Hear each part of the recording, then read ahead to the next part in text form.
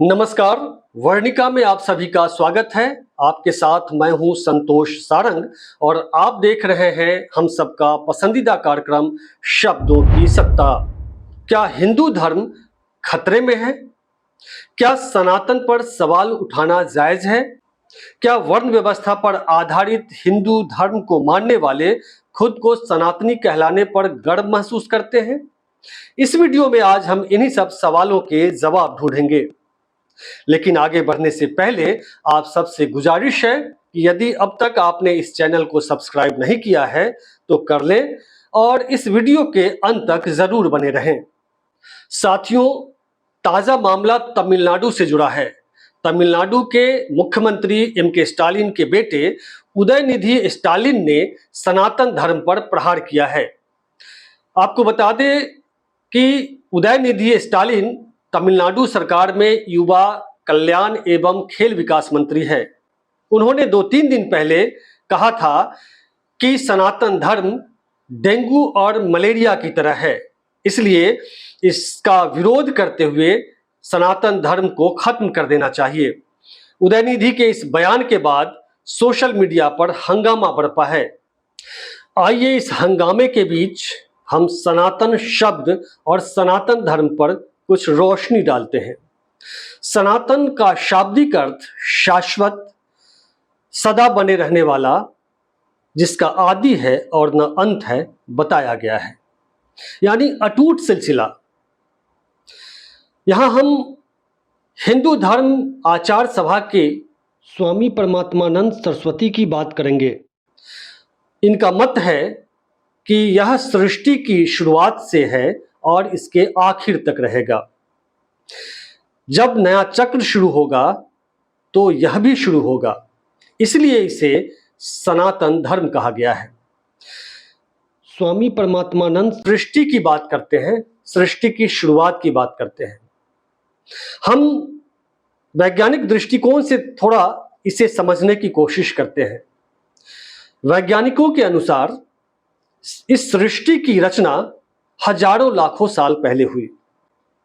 वैज्ञानिकों के अनुसार इस सृष्टि की रचना एक सर्वव्यापी विस्फोट के कारण हुई, जिसे वे बिग बैंग की संज्ञा देते हैं।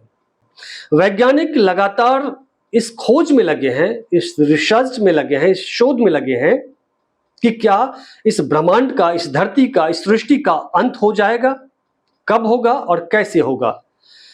कई वैज्ञानिकों ने इस तथ्य का पता लगाया कि इस धरती का अंत सूर्य के कारण होगा। अब हम सनातन शब्द सनातन का जो शाब्दिक अर्थ है, जिसका न आदि है और न अंत है, एक तरफ ये बात कही जाती है और दूसरी तरफ स्वामी परमानंद सरस्वती कहते हैं कि यह सृष्टि की शुरुआत से और अंत तक रहेगा। इसका मतलब है कि दोनों बातों में विरोधाभास है। अगर सृष्टि की रचना हुई तो उस समय से भी अगर मान ले कि सनातन आया होगा, तो सृष्टि से पहले तो सनातन शब्द या सनातन को लेकर जो व्याख्या की जा रही है वो नहीं हुआ होगा। जब सृष्टि की शुरुआत हुई होगी तभी सनातन की शुरुआत भी हुई होगी, और सृष्टि का विनाश होगा या अंत होगा तो तमाम चीजों का विनाश होगा, वो सनातन शब्द और धर्म का भी विनाश होगा। तो वैज्ञानिक शोध से और जो ये बातें की जा रही हैं, शब्द की व्याख्या की जाती है, उसमें विरोधाभास नजर आता है। इस पर आप स्वतंत्र हैं अपना मत देने के लिए। चूंकि जब हम ज्ञान की परंपरा की बात करते हैं, यहां एक बात और हम जोड़ना चाहते हैं कि हमारे जो हिंदू धर्म के जो ग्रंथ हैं उसमें भी सृष्टि के विनाश और उसकी रचना की बातें लिखी गई हैं। पुराण में सृष्टि के, ब्रह्मांड और धरती के विनाश की बात कही गई है। जब धरती का विनाश होगा, ब्रह्मांड का विनाश होगा, तो स्वाभाविक है कि सनातन धर्म का भी विनाश होगा। तो यहां पुराण में ही लिखा है, तो अगर उससे तुलना करें या उसको सामने रखकर देखें तो सनातन का अंत तो होना है। अब हम वैज्ञानिक दृष्टि से अगर देखें चीजों को, हिंदू धर्म को ज्ञान की परंपरा से जोड़ा जाता रहा है। जब हम ज्ञान की परंपरा की बात करते हैं तो ज्ञान हमें नित्य नई जानकारियों को इकट्ठा करने का, रिसर्च करने का, शोध करने का, अनुसंधान करने का हमें रास्ता दिखाता है, वो ज्ञान की परंपरा हमें दिखाती है। आधुनिकता और विज्ञान परंपरा को नकारती है, उसे तोड़ती है। यहां परंपरा शब्द पर थोड़ी सी रोशनी हम डालना चाहते हैं। परंपरा का अर्थ भी है अटूट सिलसिला, जो लगातार चला आने वाला। हमारी परंपरा यह कहती है कि जिसे हमारे पुरखों ने, हमारे जो पहले की पीढ़ी ने जो कुछ नियम बनाए हैं उसको आगे तक ले जाना है। अगर धर्म ग्रंथ में पूरी मानव जाति को, खासकर हिंदू जाति को, हिंदुओं को वर्ण व्यवस्था में बांटकर उसे सजा देने का अलग अलग प्रावधान किया गया है, शिक्षा का अधिकार अलग अलग जातियों के लिए, वर्ण के लिए अलग अलग है, तो ये अगर हम कहते हैं कि ईश्वर सत्य है और सत्य ही सनातन है, तो ईश्वर का सत्य तो ये नहीं हो सकता।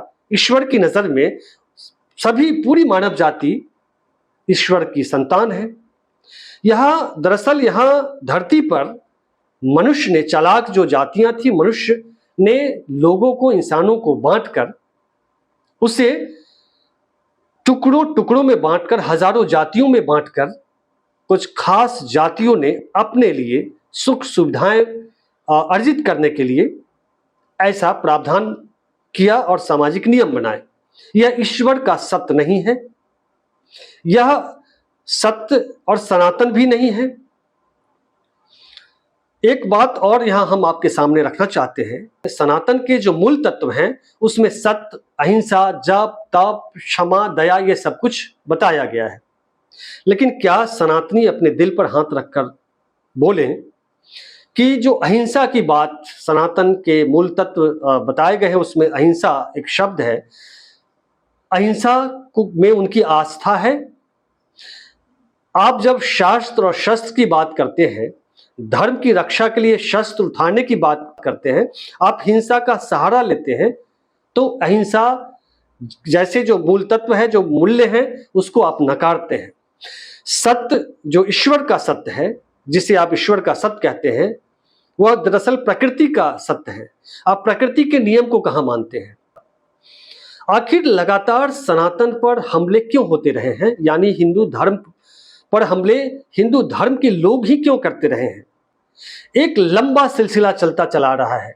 डॉक्टर भीमराव अंबेडकर, पेरियार, फूले से लेकर कर्पूरी ठाकुर से लेकर स्वामी प्रसाद मौर्य से लेकर और उदयनिधि तक लगातार सनातन यानी हिंदू धर्म पर लगातार क्यों प्रहार करते हैं, क्यों आलोचना करते हैं? हिंदू धर्म में जो कुछ लिखा है, एक बहुत बड़ी आबादी के लिए जो कुछ प्रावधान और रीति रिवाज बनाए गए हैं, उसकी वे लगातार क्यों आलोचना करते हैं? क्या कभी आपने इस पर गंभीरता से सोचा है? जो खुद को विशुद्ध सनातनी कहते हैं, उनसे हम विनम्र आग्रह करते हैं, निवेदन करते हैं कि आप गंभीरता से इस पर चिंतन करिए। कबीर साहब ने भी, रविदास ने भी और बहुत सारे ऐसे संत कवियों ने भी लगातार लतार लगाई थी। आखिर क्यों? इस पर गंभीरता से सोचने की जरूरत है। आज भी बनारस हिंदू विश्वविद्यालय में जब ओबीसी छात्रों को हॉस्टल नहीं मिलता है, तो वे आंदोलन पर उतर आते हैं। वहां हॉस्टल से वंचित करने का, हॉस्टल में रहने के अधिकार से वंचित करने वाले कोई मुस्लिम, दूसरे धर्म के लोग तो नहीं हैं, वो हिंदू धर्म के ही लोग हैं। हर साल दलित और पिछड़ी जातियों के लड़के छोड़कर आईआईटी से चले आते हैं, उत्पीड़न झेलना पड़ता है। आखिर वे भी हिंदू ही हैं, सनातन धर्म से ही जुड़े हैं। जब उन्हें उत्पीड़न झेलना पड़ता है, तब वे क्या करेंगे? अपने धर्म की कमियों का उजागर तो करेंगे ही। यहाँ हम ईवी रामासामी नायकर पेरियार साहब की चर्चा करना मुनासिब समझते हैं। वे 20वीं शताब्दी के महानतम चिंतकों और विचारकों में से एक हैं। उन्हें वाल्टेयर की श्रेणी का दार्शनिक, चिंतक, लेखक और वक्ता माना जाता है। उनकी एक किताब है धर्म और विश्व दृष्टि, जिसका संपादन प्रमोद रंजन ने किया है।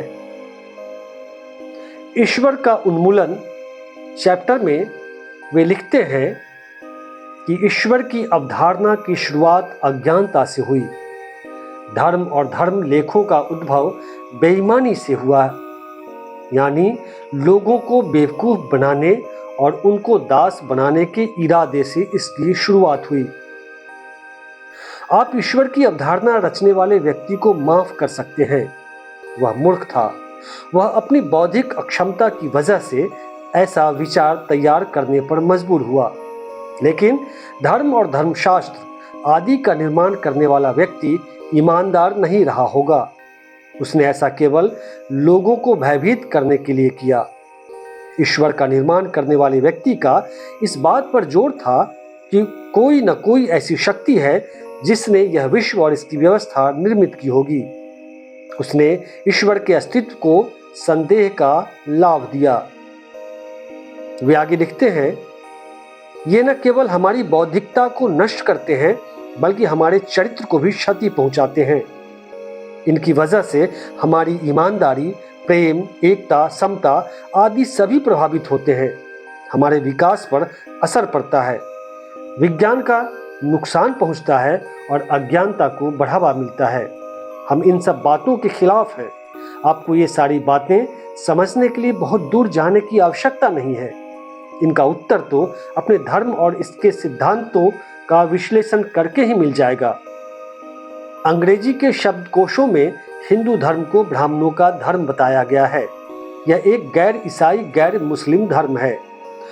वेद, शास्त्र, पुराण, इतिहास आदि सभी ने हमारे लोगों को नीचा दिखाया। हमें बेईमान के रूप में चित्रित किया गया है और कई तरह से हमें अपमानित किया गया। इसलिए हम कहते हैं कि ईश्वर, धर्म, धर्म सिद्धांत, पुराणों और इतिहास आदि में भरोसा समाप्त करना होगा। ये पेरियार साहब की दृष्टि है, पेरियार साहब के विचार हैं। आज से नहीं, दशकों से, शताब्दियों से ऐसे तमाम बहुजन चिंतक हुए, दार्शनिक हुए, जिन्होंने सनातन यानी हिंदू धर्म यानी वैदिक धर्म यानी ब्राह्मण धर्म पर लगातार हमले किए, उसकी बुराइयों को रेखांकित किया है। जब हमारे अंदर बुराइयां हैं तो उस बुराइयों को दूर करने की कोशिश करनी होगी, तभी आपका हमारा सनातन धर्म या हिंदू धर्म जिसे कहते हैं उसे आप सुरक्षित रख पाएंगे। तो चलिए, यह एपिसोड आपको कैसा लगा कमेंट बॉक्स में लिखकर जरूर बताइएगा। तो चलिए, फिर हम मिलते हैं अगले एपिसोड में। तब तक के लिए नमस्कार।